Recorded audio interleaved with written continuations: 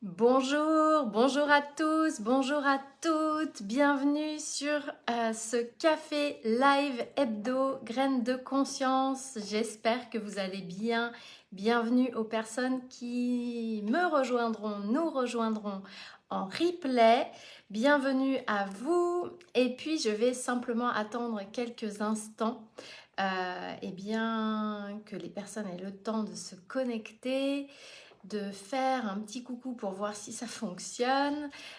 Et puis si ça fonctionne pas, eh bien cette fois j'ai tout prévu, mon ordinateur est là.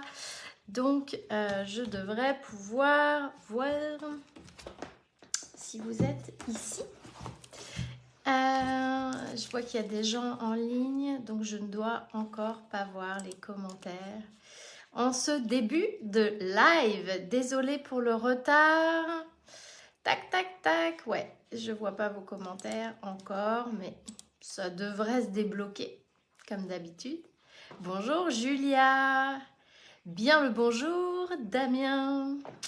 Salut Astrid, salut Séverine. J'espère que vous allez bien.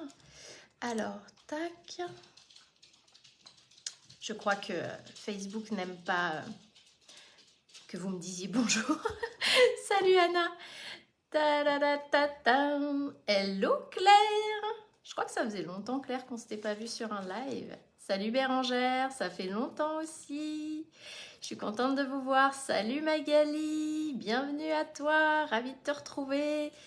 Bon, alors j'ai deux choses à vous dire avant qu'on démarre sur le sujet que je voulais aborder avec vous aujourd'hui, qui a été un sujet déposé lors d'un Zoom par une des participantes, donc une thérapeute, et j'ai trouvé voilà, que c'était très courageux de le dire parce que c'est pas forcément des choses qu'on dit facilement, même entre pairs. Et je voulais d'abord alors vous dire que les cafés hebdo vont devenir des cafés bimensuels. Ils vont passer sur un rythme de tous les 15 jours. Voilà, tout simplement.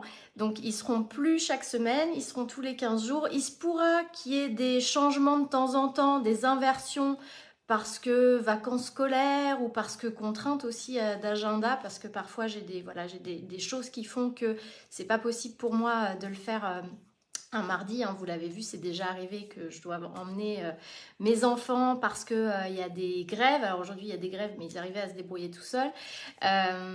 Donc il y aura peut-être des changements, mais en tous les cas, on va passer sur un rythme de tous les 15 jours. Donc là, on se voit aujourd'hui et puis on se verra donc dans 15 jours. Et ça me permettra aussi de vous prévenir un peu plus à l'avance peut-être des thématiques qu'on va aborder.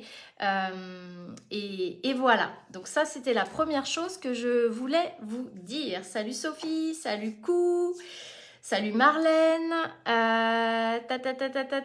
salut Maria.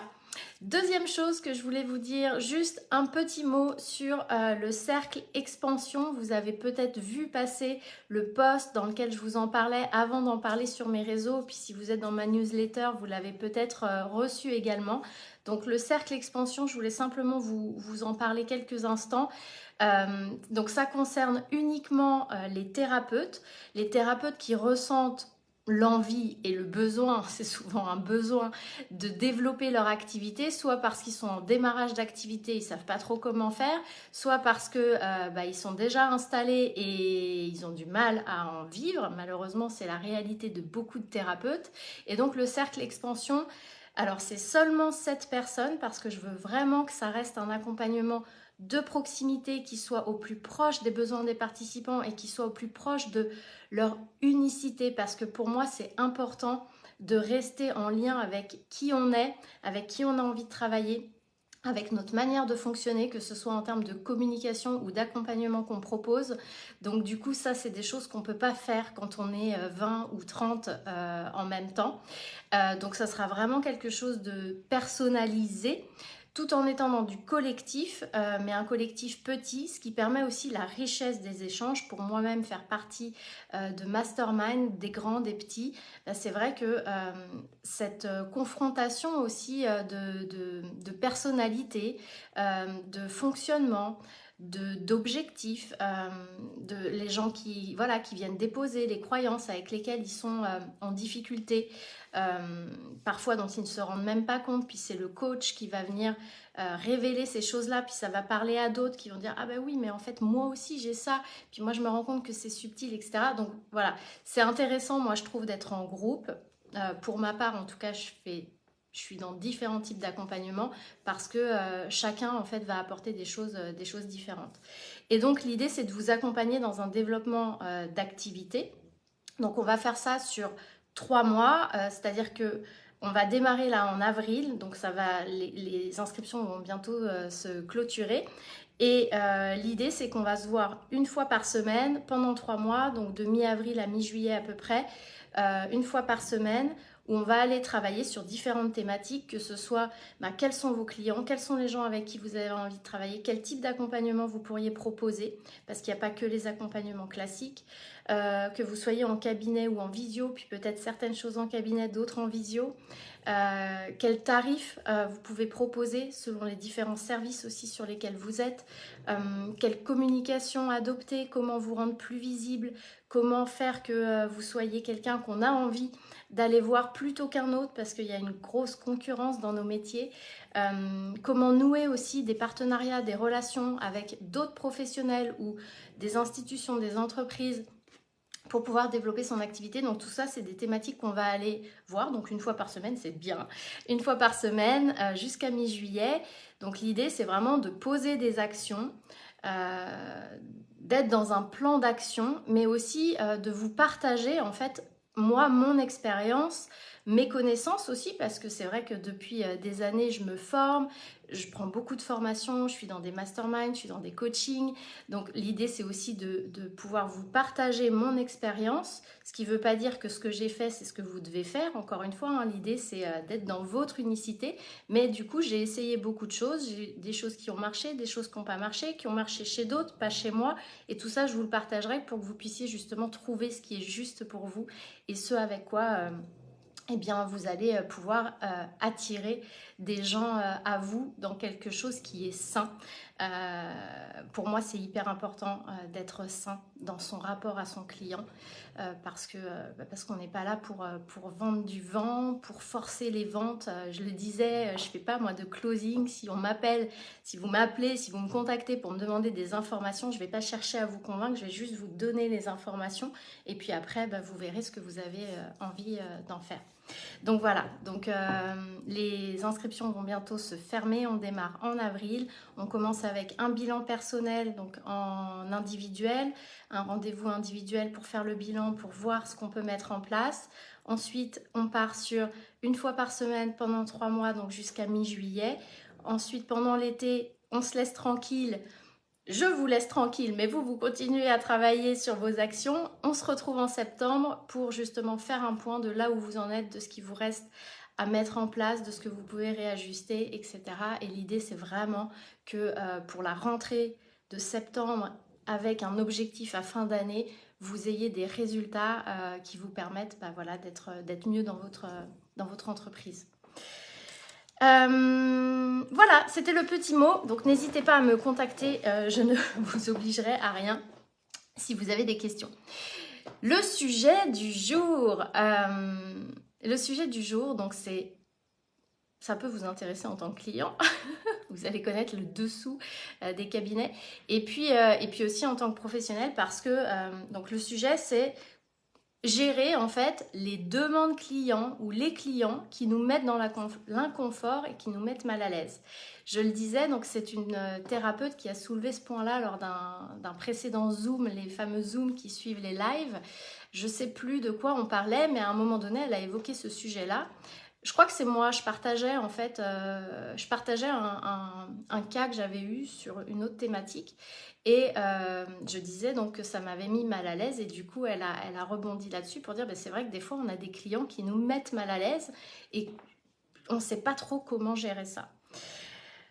C'est un sujet un peu tabou parce que c'est vrai qu'en tant que thérapeute ou même en tant que coach d'ailleurs, on est censé, ou en tout cas c'est comme ça voilà, que on dit qu'on doit être. On doit être dans le non-jugement, on doit être dans l'accueil plein et total, on doit être toujours dans l'amour, etc.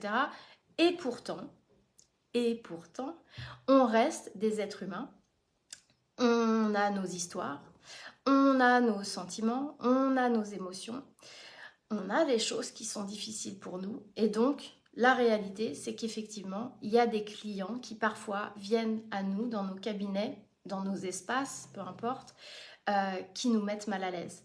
Ils peuvent nous mettre mal à l'aise ou dans l'inconfort pour plusieurs raisons. D'abord, ça peut être en lien avec leur problématique, le pourquoi ils viennent. On va y revenir à tout ça. Ça peut être en lien avec l'histoire, c'est-à-dire que lors du premier rendez-vous, ils vont nous parler de leur histoire et il se peut que leur histoire, elle nous mette dans une situation où nous, on n'est pas bien en tant que thérapeute. Ça peut être par ce qu'ils dégagent aussi. Parfois, certains clients sont dans des énergies particulières qu'on ressent, qu'on perçoit et qui peuvent nous mettre mal à l'aise, qui peuvent nous faire peur, qui peuvent nous mettre dans une certaine retenue,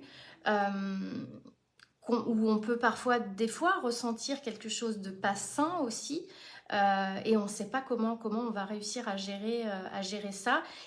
Et du coup, c'est hyper important, je trouve, de le voir, d'aller aussi travailler ça, parce que faire des séances avec quelqu'un avec qui on est mal à l'aise, qui nous met dans l'inconfort, c'est pas ok. C'est pas ok pour nous et c'est pas ok pour le client ou la cliente. Je vais dire le client, mais c'est pas ok pour la personne parce que forcément, on va pas travailler dans une relation de confiance, la fameuse alliance thérapeutique.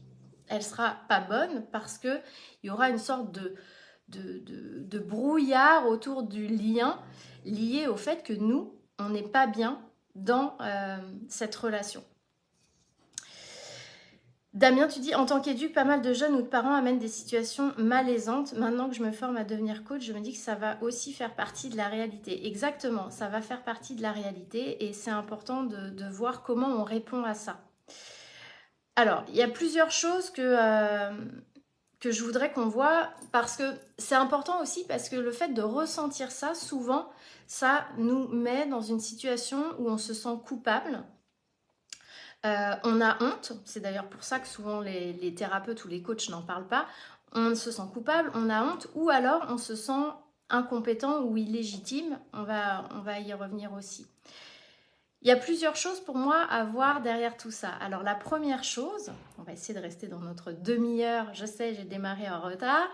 La première chose, c'est ce que viennent réveiller nos clients. N'hésitez pas à partager dans le chat, enfin, en commentaire, s'il y a des choses qui vous parlent, même en tant que client, hein, parce que peut-être que vous avez pu ressentir qu'à un moment donné, vous avez mis mal à l'aise un thérapeute ou un coach, ça peut arriver. Il y a ce que réveillent nos clients. C'est-à-dire qu'il y a certaines histoires déjà qui vont clairement faire écho avec les nôtres. Et quand des clients arrivent avec des histoires qui font écho avec les nôtres, ou où il y a des éléments de leur histoire qui font écho avec des éléments de notre histoire, eh bien ça va comme générer une sorte d'émotionnel en nous. Ça peut générer de la colère, par exemple, ou ça peut même nous amener à prendre position ou à avoir envie de prendre position. Ça peut nous amener aussi dans une forme de compassion malsaine, parce qu'on va comme se voir dans l'autre, ou voir dans l'autre une figure de notre histoire qu'on aurait voulu sauver, par exemple, un parent, un frère, une sœur, etc. Ça peut être le cas, par exemple, mais ce sont que des exemples pour essayer peut-être de vous permettre d'avoir des prises de conscience, mais ça peut être le cas, ça peut être le cas si on a un client, par exemple, qui vient parce qu'il a un souci avec l'alcool et que moi, quand j'étais enfant, ou même aujourd'hui, mais quand j'étais enfant, j'avais un père alcoolique, par exemple.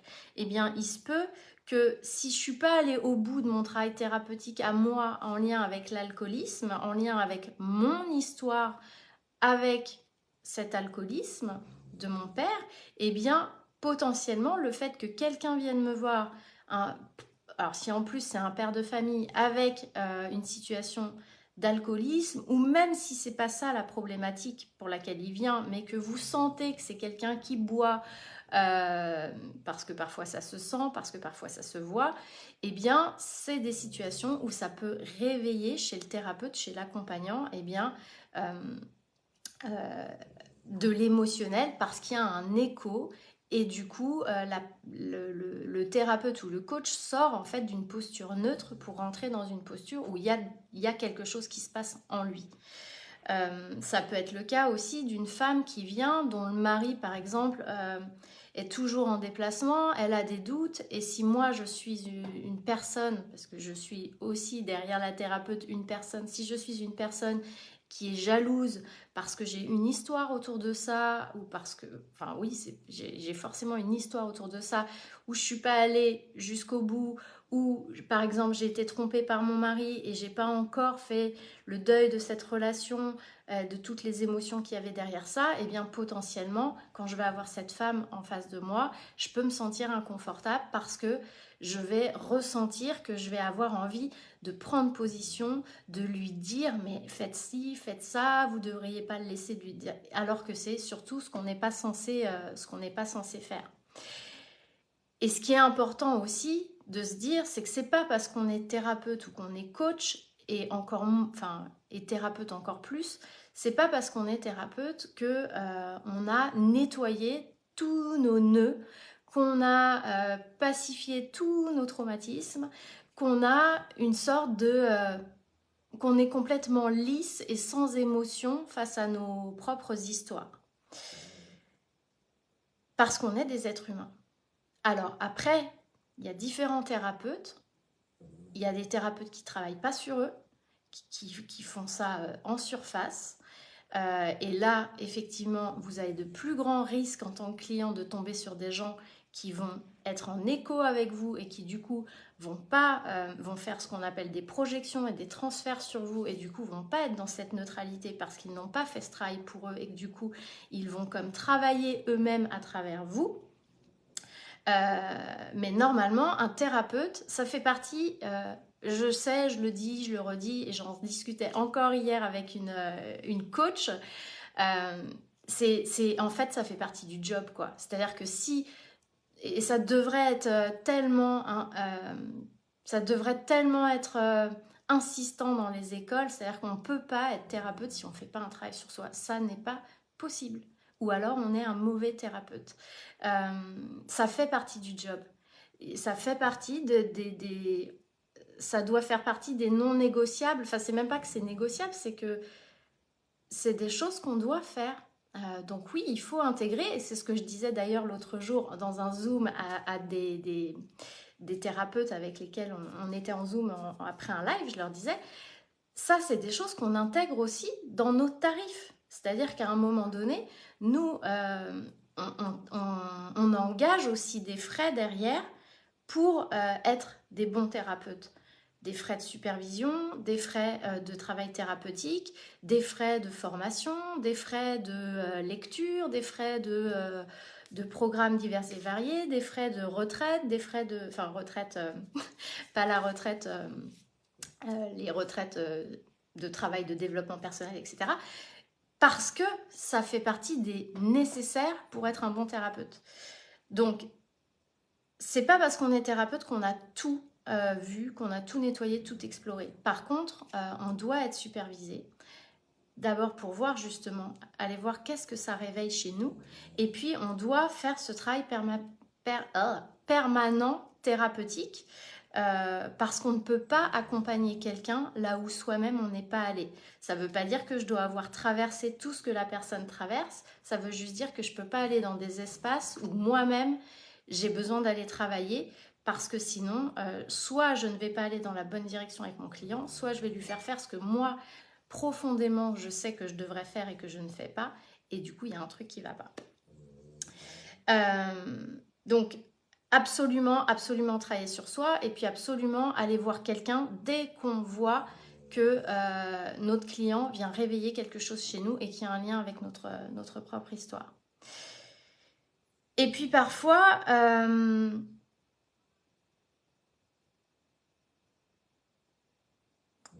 j'allais dire, on ne sait pas pourquoi, mais la personne, elle est en face de nous, elle vient pour la première fois et on la sent pas. On le sent pas. On se sent pas à l'aise avec cette personne. On ne sait pas pourquoi.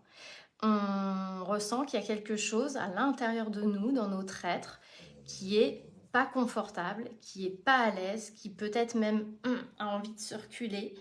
Euh, je sais pas si ça vous est déjà arrivé, mais ce ressenti, bah là c'est pareil. C'est tout de suite, alors déjà si je le sens pas, bah je peux, on va y revenir aussi, ne pas prendre cette personne en accompagnement parce que faire un travail encore une fois avec quelqu'un avec qui on n'est pas à l'aise, ça va être compliqué. Et puis surtout, tout de suite, je vais me questionner en fait sur pourquoi je me sens mal à l'aise avec cette personne. Et je vais voir quelqu'un, un thérapeute, un superviseur, qui va venir m'aider à aller, eh bien, lire, traduire ce qui se passe à l'intérieur de moi, quel est le lien entre cette personne, ce que je ressens, et ma propre histoire ou mon propre regard sur moi-même. On a aussi des personnes qui sont dans des psychopathologies. Il se peut qu'on se retrouve mal à l'aise en recevant quelqu'un parce qu'en fait, cette personne qu'on a en face de nous, elle est plutôt dans un champ psychopathologique que dans un champ thérapeutique, j'allais dire, plus classique. Donc, il y a différents types de psychopathologies. Hein. Il y a 3 grandes classes, les névroses. Alors, on dit on est tous névrosés, mais il y a les vraies névroses, les névroses. Il y a les psychoses et puis il y a les états limites, les états borderline. Ça relève du champ psychiatrique. Psychiatrique, ça ne veut pas dire fou, ça veut juste dire que la personne, elle a des failles en elle, des failles narcissiques, des failles qui font qu'elle est plutôt dans un champ où elle a besoin d'un accompagnement, en tout cas à minima en complément psychiatrique. Et parfois, on sent qu'on n'est pas à l'aise face à quelqu'un, et en réalité, on peut ne pas être à l'aise parce que il y a justement cet état qui relève de la psychopathologie. Et là encore, je pense que c'est important quand on accompagne des gens dans des champs où on est dans de la thérapie, d'avoir un vernis de psychopathologie, c'est-à-dire de pouvoir un peu détecter ces personnes-là. On ne sera jamais des psychiatres, on n'a pas été formé, on n'a pas fait toutes les études pour, mais aujourd'hui, il y a pas mal de formations en ligne qui existent. J'ai été voir récemment. Moi, j'ai eu la chance de faire une école à un moment donné où c'était intégré dans le cursus. Et je trouve ça très bien. Mais il y a des écoles en ligne qui proposent des modules de formation voilà, pour quelques centaines d'euros, qui sont très complets et qui permettent justement d'aller voir ce que sont ces différents types de psychopathologies et comment on peut les reconnaître pour justement savoir que là, on est en face de quelqu'un qui nécessite d'aller voir soit un autre professionnel que moi, soit d'aller voir un autre professionnel en complément pour que moi je sois sécurisée et puis que la personne surtout elle soit bien accompagnée. Donc ça, moi je vous invite à faire une petite formation, c'est hyper intéressant. Et dans ces cas-là, eh bien de ne pas hésiter à rediriger la personne vers un psychiatre. Alors évidemment, il faut faire attention à la manière dont on le fait pour que la personne n'ait pas le sentiment qu'on est en train de la pointer du doigt et de lui dire qu'elle a un gros problème psychiatrique. Il faut savoir, faut le faire voilà, avec les formes, dans une forme de communication qui est douce, mais d'inviter la personne à aller voir un autre professionnel, soit à votre place, soit en complément.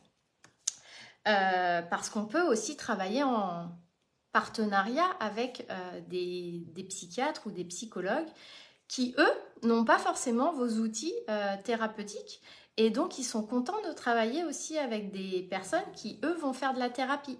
Il y a des psychiatres, c'est pas, voilà, ils font pas de thérapie, donc ils sont contents d'avoir des thérapeutes avec lesquels travailler. D'autres pas du tout. Je crois que Christine, tu es en live et je crois que Christine, tu avais eu le cas de psychiatre, je crois, qui n'était pas très content de voir d'autres personnes d'autres thérapeutes prendre en charge des clients. Certains sont dans une forme de concurrence, mais pas tous. Ah, ça y est, je vois vos commentaires. Salut Agnès. Agnès. Ah bah quand c'est dit, ça fait Agnès, donc ça va. La formation, c'est sur quel site? Bah, il y a plusieurs sites qui existent, Agnès. Là, comme ça, je ne saurais pas te dire, mais il y a plusieurs sites. Et puis surtout, je ne voudrais pas t'en conseiller une parce que je ne les connais pas, je ne les ai pas faites. Je les ai pas faites. Mais il y en a. Si tu fais formation psychopathologie pour thérapeute, par exemple, tu vas en trouver. Agnès, voilà. Donc ça, c'est important aussi, de se dire que parfois, on est mal à l'aise parce qu'en réalité, la personne en face, elle est voilà, dans quelque chose qui ne relève pas forcément de notre champ, ou en tout cas où on sent qu'il y a une zone dans laquelle on ne peut pas aller. Et puis, il y a aussi le cas des personnes qui nous testent et qui nous mettent mal à l'aise parce qu'elles viennent nous tester. Elles peuvent nous tester dans nos limites, c'est-à-dire qu'elles vont aller nous tester sur notre cadre, sur ce qu'on peut entendre, etc. Il y a des personnes qui ont besoin de tester la personne avec qui elles vont travailler. C'est même pas conscient forcément chez elles le font pas volontairement, mais elles vont venir nous tester à travers la manière dont elles nous parlent, à travers ce qu'elles vont venir nous dévoiler lors du premier rendez-vous. Il y en a, elles mettent le paquet sur le premier rendez-vous comme pour nous faire peur. Et puis, il y a des personnes qui vont venir tester notre solidité et notre compétence, qui vont comme nous remettre en question aussi, qui vont comme nous demander si on est capable de travailler avec elles, parce que elles ont c'est un gros cas, ou parce que elles ont vu plein de thérapeutes avant et que personne n'a réussi à les aider. Il y a des personnes comme ça, et ces personnes-là, elles peuvent mettre mal à l'aise si on ne se sent pas effectivement solide. Moi, ça m'est arrivé à plusieurs reprises de vivre... tout ce que je vous raconte, c'est du vécu aussi. Hein. Ah, c'était pas toi, Christine, excuse-moi. C'est peut-être parce que tu te posais la question alors que j'ai fait le lien avec toi. Oui, tout ça, c'est du vécu. Moi aussi, je l'ai vécu, et ça arrive qu'on ait des clients qui viennent nous tester pour voir si on est solide et si on tient la route, en fait. Parce que, mais force est de constater aussi qu'il y a beaucoup de thérapeutes qui tiennent pas la route, et que les gens en ont marre aussi de changer de thérapeute et puis de trouver des gens qui sont pas bien. Et puis, il y a ceux qui ont besoin de cette confiance en fait totale dans l'autre, et ça passe par je te teste avant. Et là, c'est important eh bien, d'avoir confiance en soi. Et d'avoir confiance en soi et de croire en nos qualités de thérapeute, de croire en ce qu'on fait et de croire en nos compétences. Et c'est pour ça que je dis aussi souvent, et c'est c'est un souci qui est fréquent, je trouve, chez les thérapeutes, c'est ce sentiment de ne pas être légitime, de ne pas être assez, qui fait que les thérapeutes vont aller souvent se former à plein d'outils. Alors c'est bien hein, d'être formé à plein d'outils, puisque ça permet aussi d'être super agile avec nos clients, de proposer des séances qui sont adaptées, etc. Donc c'est pas ce que je suis en train de dire du tout. Mais parfois, ces formations, elles sont pas utilisées dans cette intention-là, elles sont utilisées dans une intention non consciente qui est de se remplir de connaissances pour se sentir enfin légitime. Et ça fonctionne pas.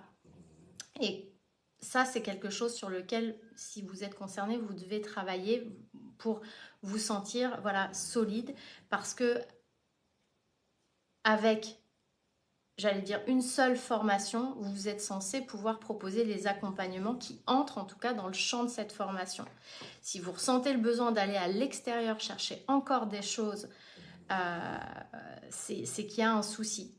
Sauf si c'est parce que vous vous rendez compte que vous ne voulez pas accompagner ce type de personnes, ou que vous voulez faire des accompagnements qui sont différents, qui nécessitent d'autres outils, mais sinon il y a un souci de légitimité. Et c'est important quand on est face à des gens comme ça qui viennent nous challenger et qui viennent comme essayer de nous déstabiliser, de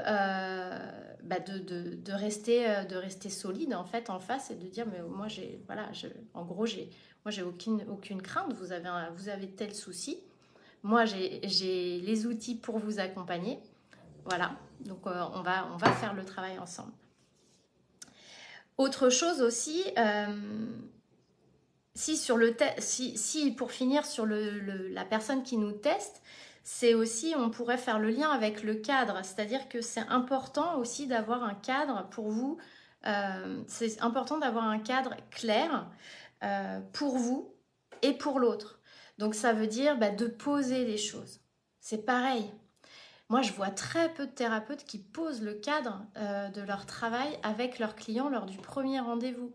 C'est quoi un cadre thérapeutique ou un cadre de coaching? Il y a un cadre, il y a des choses qu'on a le droit de faire, des choses qu'on n'a pas le droit de faire.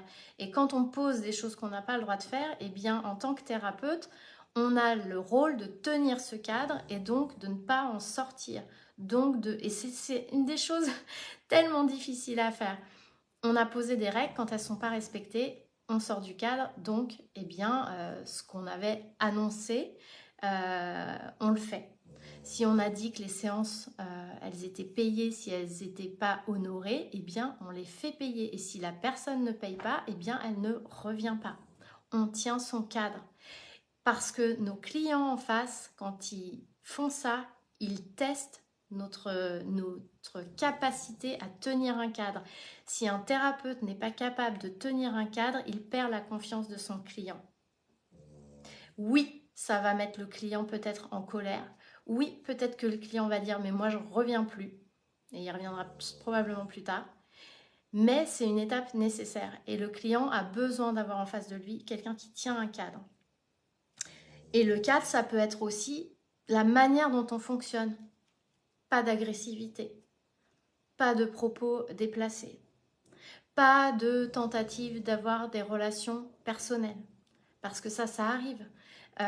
Ça arrive dans les relations, notamment avec le sexe opposé. Que la personne essaye de nous séduire, qu'on sente qu'elle rentre dans quelque chose de séduction. Donc ça, c'est important aussi de l'avoir posé avant dans un cadre. Mais ça peut être aussi avec quelqu'un du même sexe qui essaye peut-être de rentrer dans une relation amicale alors qu'on est dans un cadre thérapeutique. Donc ça, c'est des choses qu'on peut poser. De ne pas accepter aussi des demandes qui ne sont pas OK pour nous. Moi, je me souviens d'une cliente et je sais qu'elle était en train de me tester.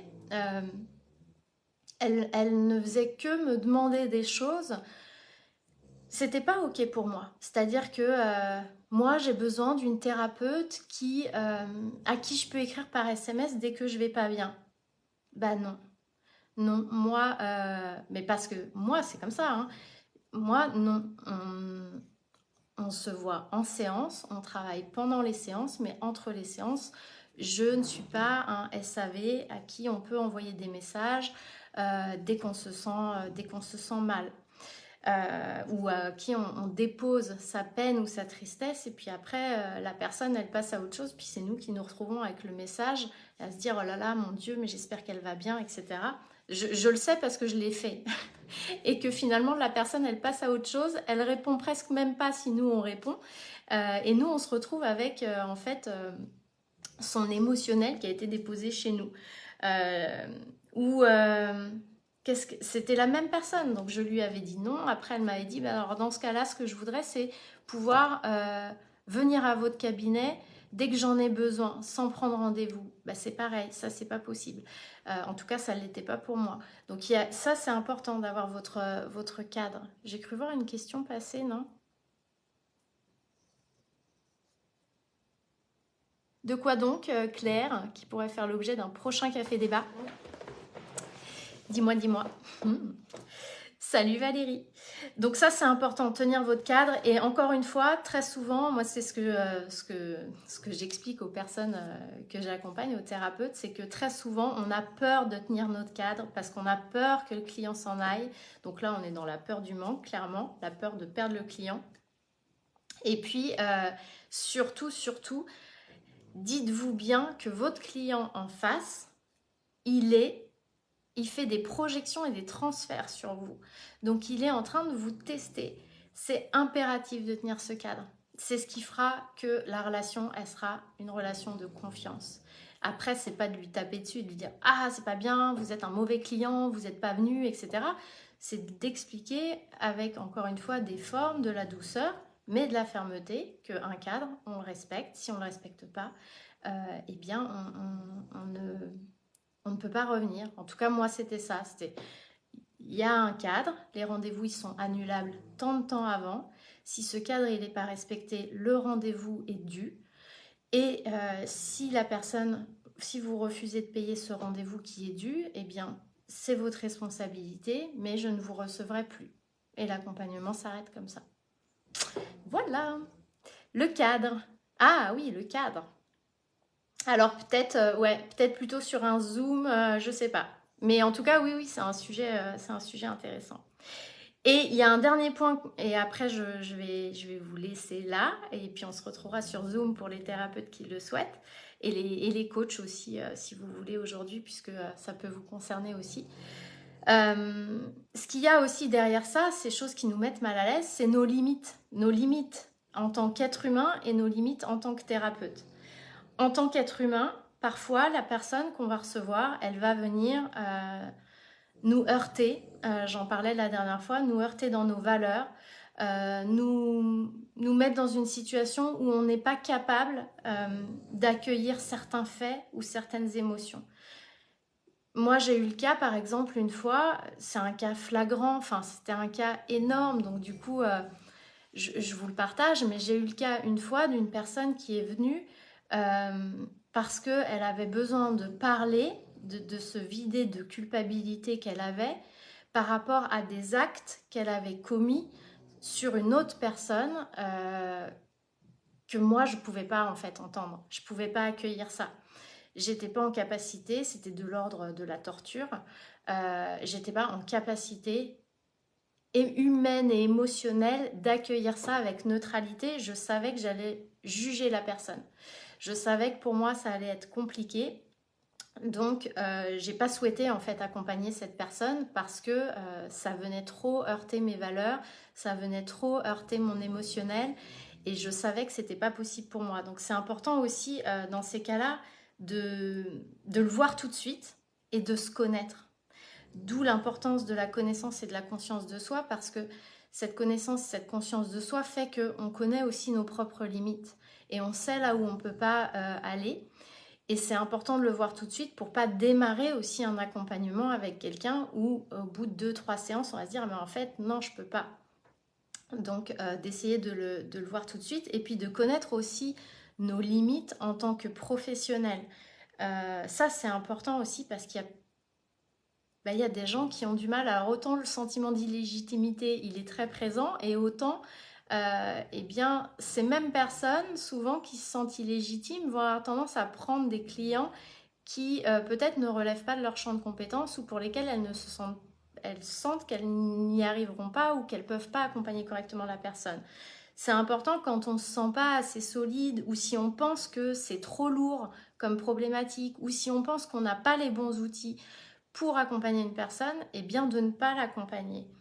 Soit de l'accompagner en lui proposant encore une fois de travailler avec quelqu'un d'autre qui fait autrement, soit de dire peut-être moi je pense que ce serait mieux que vous alliez plutôt voir quelqu'un de ce type-là avec ces compétences-là dans un premier temps et après vous pourrez revenir me voir, ou eh bien je n'ai pas les bons outils par rapport à la problématique, je pense que ce serait mieux que vous travailliez avec telle ou telle personne. Ça, c'est professionnel comme réaction. On peut pas on est formé à certaines choses, on est formé pour accueillir certaines problématiques, on est formé pour travailler d'une certaine manière. Quand nos clients ont d'autres besoins ou d'autres envies et qu'on ne peut pas y répondre, on ne fait pas de la tambouille en se disant qu'on va y arriver parce qu'on est avec de l'humain et que ça marche pas à la tambouille, ça marche avec des outils. Et donc c'est important de pouvoir soit renvoyer avec quelqu'un, je sais pas, ça peut être si quelqu'un a vécu un énorme traumatisme, qu'elle est vraiment en stress post-traumatique et que vous sentez que vous êtes limité pour accueillir ça, eh bien, ce n'est pas une honte que de dire je pense que vous devriez allez voir un psychiatre, si possible un psychiatre qui fait de l'EMDR par exemple. Ou si vous avez perçu tout de suite que la personne, il y a quelque chose au niveau transgénérationnel, mais que vous ne savez pas travailler le transgénérationnel, de dire, bah voilà, moi je vous conseille d'aller voir une personne qui est formée au transgénérationnel ou qui fait des constellations familiales. Et puis nous, on peut travailler en parallèle sur ça. Mais n'hésitez pas à, comment dire, à tenir compte de vos limites professionnelles pour soit travailler avec quelqu'un d'autre, soit en partenariat, soit de complètement renvoyer la personne vers un autre professionnel. Et c'est important dans tous ces cas-là de vous autoriser à dire non. C'est important de vous autoriser à ne pas accompagner une personne où vous sentez que vous ne pouvez pas l'accompagner pour toutes les raisons qu'on a évoquées. Vous avez le droit. Après, c'est la manière dont vous allez le faire. Donc, ça va dépendre de pourquoi. Vous pouvez très bien dire à quelqu'un, et moi je trouve que c'est une preuve de professionnalisme, de dire à quelqu'un, mais écoutez, je ne vais pas pouvoir vous accompagner parce que votre histoire fait trop écho à la mienne. Et aujourd'hui, compte tenu, moi, de mon avancement par rapport à ça, c'est pas possible pour moi de vous accompagner, je ne le ferai pas de manière juste. Donc je pense qu'il est préférable que vous alliez voir quelqu'un d'autre. La personne, elle est super contente d'avoir en face d'elle un professionnel qui est capable de dire ça. Et ça, c'est aussi une preuve de confiance en vous. Vous n'êtes pas en train de dire que vous n'êtes pas bon, vous êtes au contraire en train de dire que vous êtes quelqu'un de bon, qui se connaît, qui connaît ses limites et qui veut le meilleur pour ses clients.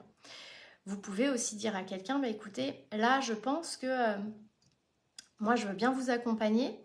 Il n'y a pas de souci, je peux vous accompagner. On pourrait travailler comme ci, comme ça ensemble.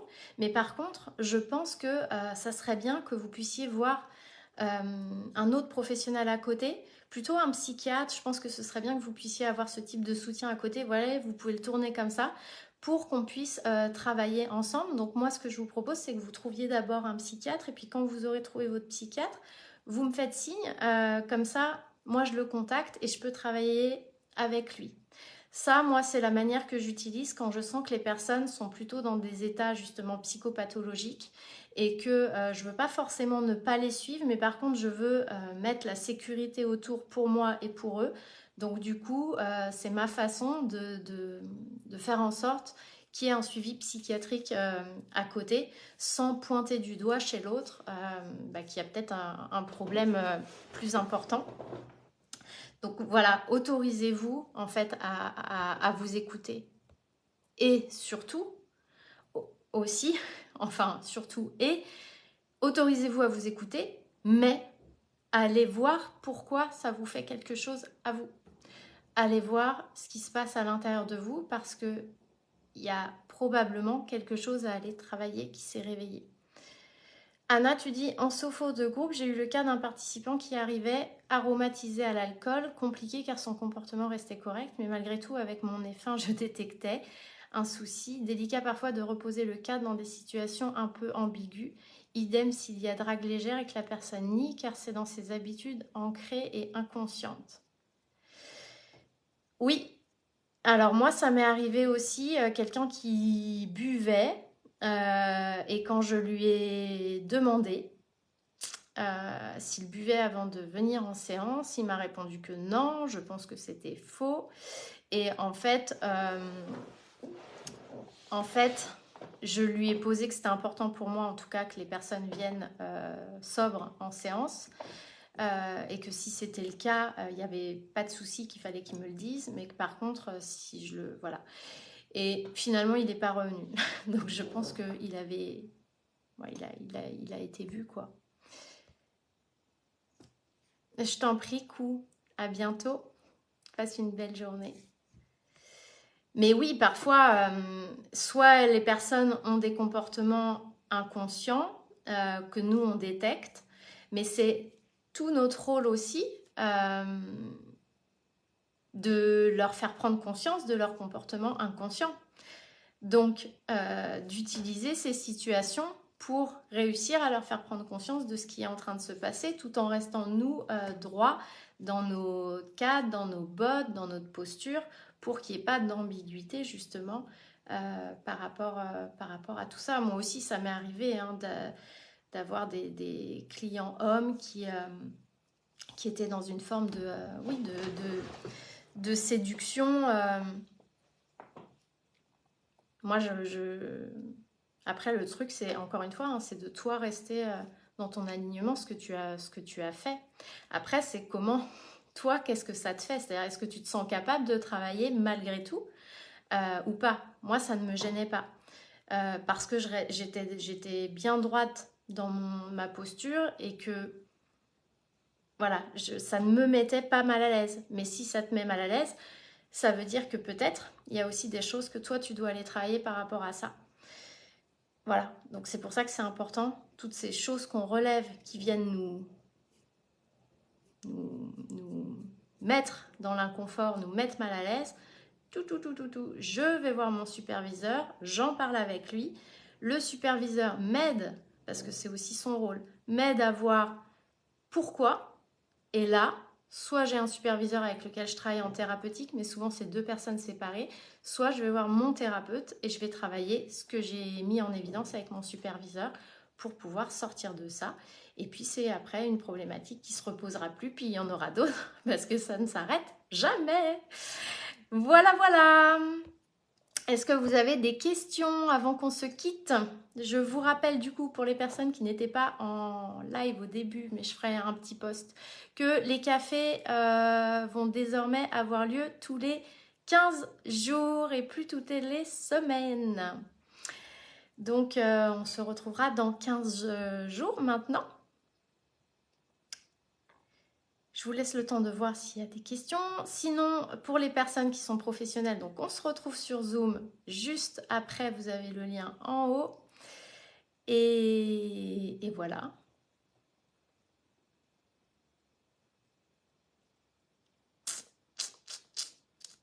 Pas de questions, pas de commentaires.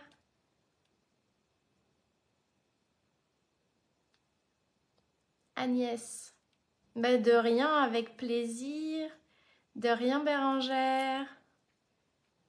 Avec plaisir, Sophie. Avec plaisir, Claire. Bon, ben pas de questions alors. Avec plaisir, Magali. Eh bien, peut-être à tout de suite. Alors Agnès, il est juste au-dessus. Ou en dessous, là où il y a l'écriture. Juste au-dessus ou juste en dessous. Salut Séverine. Salut Valérie. Eh bien, à tout de suite et sinon à dans 15 jours. Je vous souhaite une belle journée. Ciao, ciao.